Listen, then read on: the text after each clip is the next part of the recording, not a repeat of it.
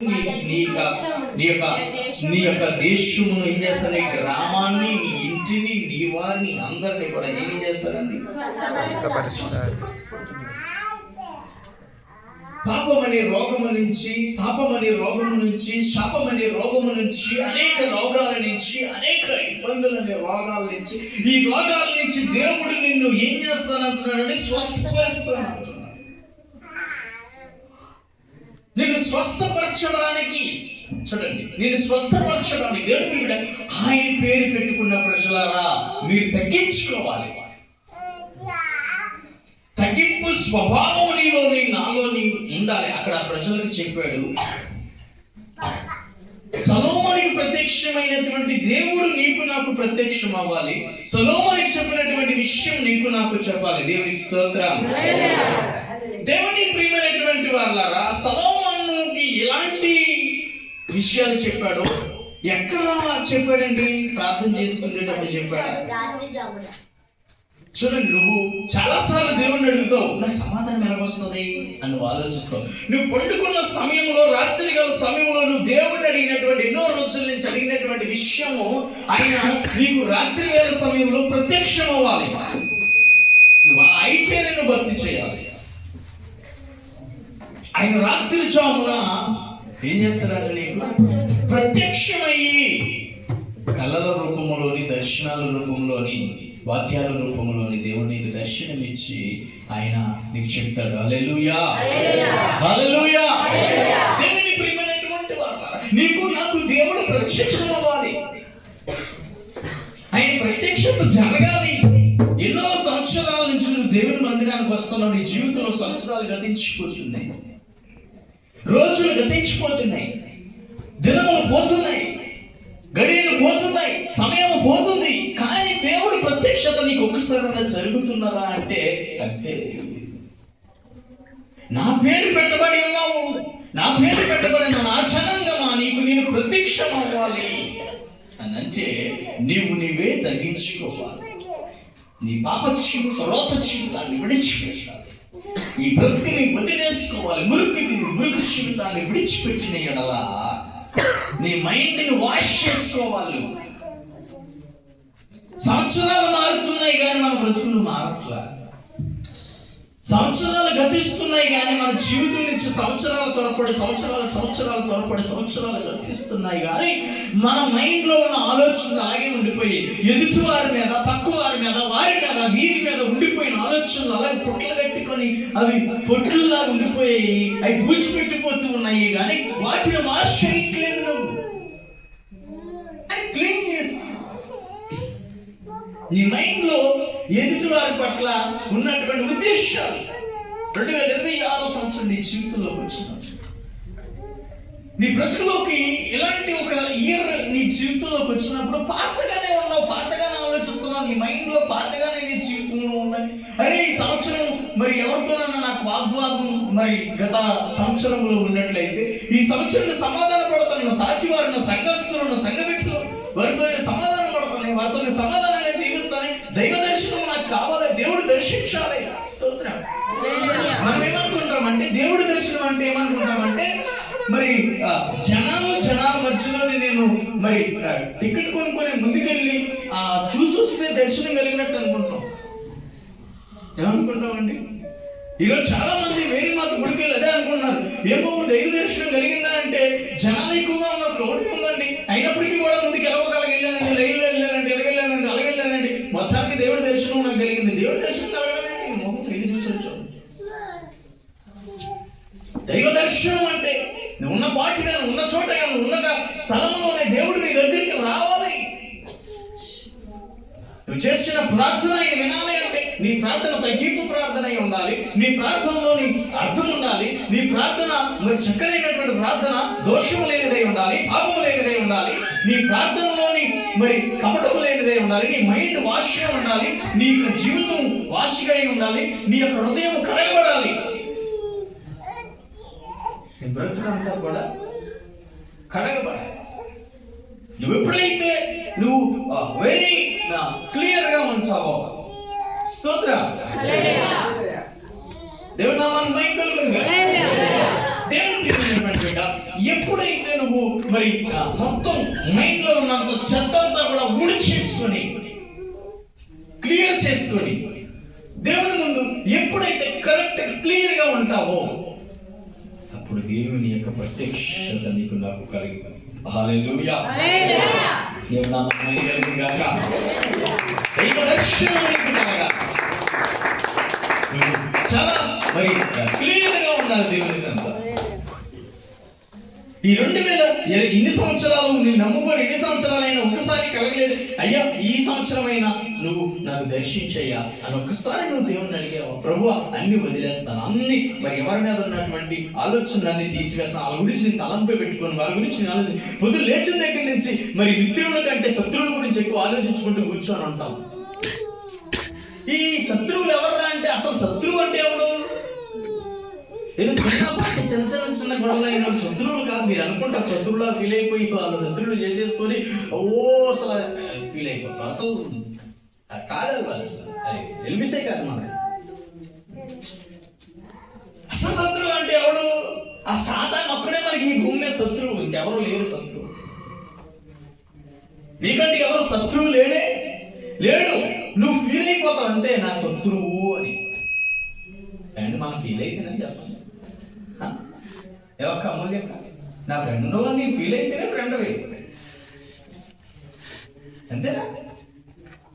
మనం ఏదైనా ఫీల్ అయితేనే కదండి మనకి రిలేషన్ అవుతుంది, లేకపోతే రిలేషన్ అవుతుందా? ఎవరని నువ్వు శత్రువు అని అనుకుంటేనే నువ్వు నాకు నా మిత్రుడు అనుకుంటేనే, లేకపోతే లేదు. మనం ఫీల్ అవుతాం అంతే. అన్ని పక్కన పడేసి దేవుని వైపు డైవర్ట్ చేసుకోండి మీ మైండ్. ఒకటి ఏం చేయాలి?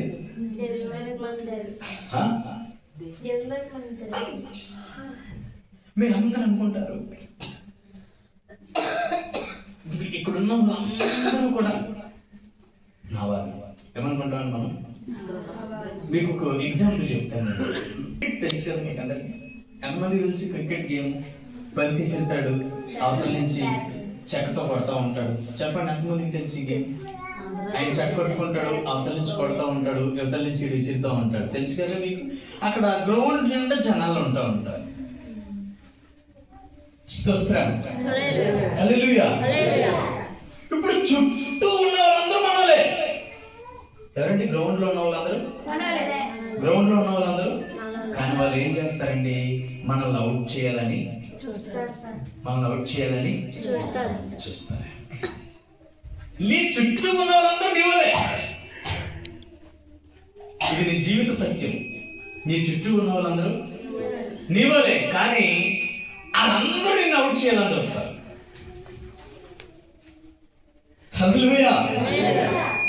నీవలే, నీ చుట్టూ ఉంటారు, వాళ్ళందరూ నువ్వు అవుట్ అవ్వాలనే చూస్తారు. ఏమని చెబుతారట? చుట్టూ నీ వల్ల ఉంచారు, నువ్వు అవుట్ అయితే నాకు బ్యాటింగ్ వస్తుందని చూస్తా ఉంటారు. బిడ్డా, ఈరోజు నీ జీవిత సత్యం ఏంటంటే నీ చుట్టూ ఉన్న వాళ్ళందరూ నీ వల్లే అయినప్పటికీ కూడా వాళ్ళు ఏం చేయాలని చూస్తారు? నేను ఓడించాలి, అపజయానికి తీసుకెళ్లాలని నేను చూస్తూ ఉంటాను. అందుకే వారి శత్రువులు కాదు నీ వాళ్ళు. ఎవరు కాదు? శత్రువులు కాదు. వారి శత్రువులుగా నువ్వు ఫీల్ అవ్వకు. వారి కోసం నువ్వు ఆలోచించగా, నువ్వెవరి కోసం ఆలోచించాలి అంటే నువ్వు మరి నీ దేవుని దర్శనం కొరకు, నీ దేవుని ప్రత్యక్షత కొరకు నువ్వు చూసుకోవాలి. దేవుడు నువ్వు ప్రత్యక్షత అవ్వాలి. నీకు ఆయన ప్రత్యక్షత నీకు కావాలి. ప్రభువా నువ్వు దర్శనము, నీ ప్రత్యక్షత నాకు కావాలి, నువ్వేం చెప్తున్నావు నాకు కావాలి అని చెప్పి నువ్వు దేవుడి కొరకు ఆరాటపడు. గేమ్ ఆడుతున్న ప్రతి ఒక్కరు కూడా విజయం కోసం చూసుకుంటాడు. నీకు విజయం కావాలంటే దేవుడు నీ జీవితంలో కావాలి. విజయాన్ని నువ్వు చూడగలగాలంటే దేవుడు నీకు కావాలి. ఆయన దర్శనం నీకు కలగాలి. బిడ్డ, దేవుని దర్శనం కలగలేదు, ఇంకా నీకు దేవుని దర్శనం కలగలేదు అంటే అర్థం ఏంటంటే ఇంకా నువ్వు తగ్గించుకోవట్లేదు, ఇంకా నీ చెడు మార్గం నువ్వు విడిచిపెట్టలేదు, ఇంకా నీ పాపం విడిచిపెట్టట్లేదు, నువ్వు స్వస్థపరచబడలేదు. నువ్వు క్లియర్గా స్వస్థపరచబడలేదు. అందుకే నీకు దేవుని దర్శనం కలగలేదు. ఆయన నీ జీవితంలో దర్శనం కలిగింది అని అంటే నువ్వు తగ్గించుకున్నట్లు అర్థం.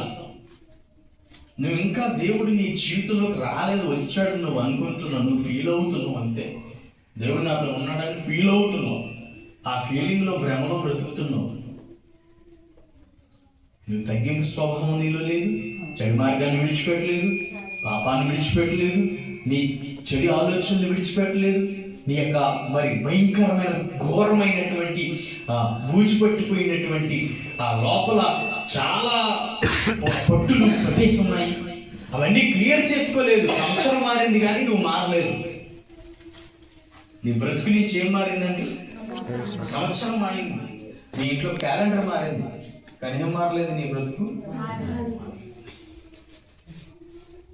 మార్చుకోండి. ఇక్కడ సొలొమోనుతో దేవుడు మాట్లాడాడు, ప్రత్యక్షమయ్యాడు. నా సన్నిధి వారసుడిగా నేను చేస్తాను అని అంటున్నాను. ఇంకా నువ్వు కిందకి చదువుకుంటూ వెళ్ళినట్లయితే నా సన్నిధి వారసుడిగా నేను చేయాలనుకున్నాడు. ఏం చేయాలనుకున్నాడు అండి? ఆయన సన్నిధికి వారసుడిగా చేయాలనుకున్నాడు. నేను ఇంకా ఇంకా ఇంకా 16వ వచనం చెప్తుంది చూడండి. నా పేరు ఈ మందిరమునకు నిత్యము ఉండునట్లుగా నేను దానిని కోరుకొని పరిశుద్ధ పరిచితిని నా దృష్టి. హల్లెలూయా. దేవుని మనస్సు ఏముంటదట?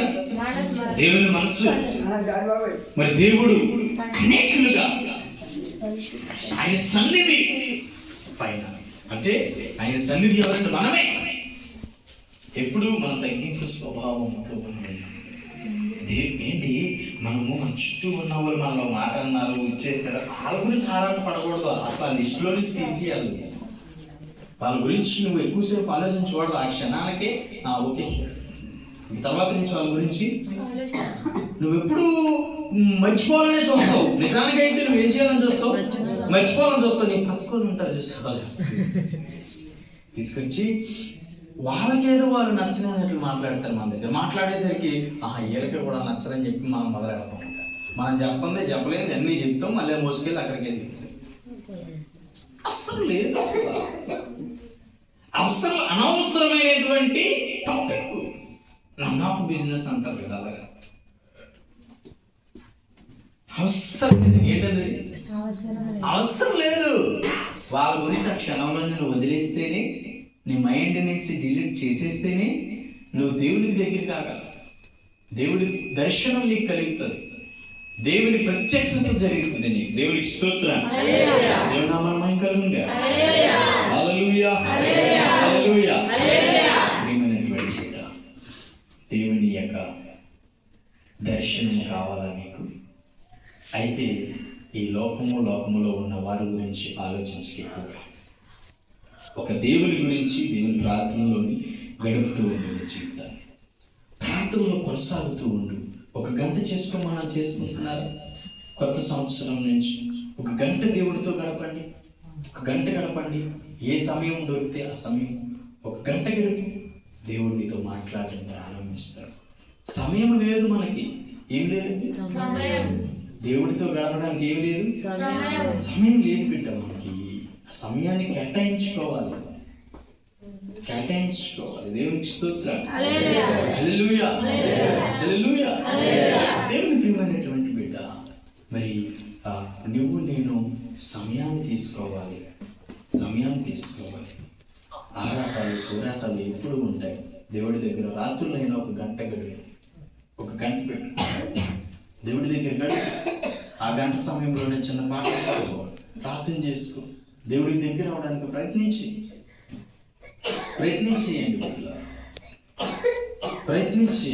దయచేసి మీ అందరికీ చెప్తున్నాను, ప్రయత్నం చేయండి. దేవుడు నిన్ను నన్ను ప్రేమిస్తాడు. హల్లెలూయా.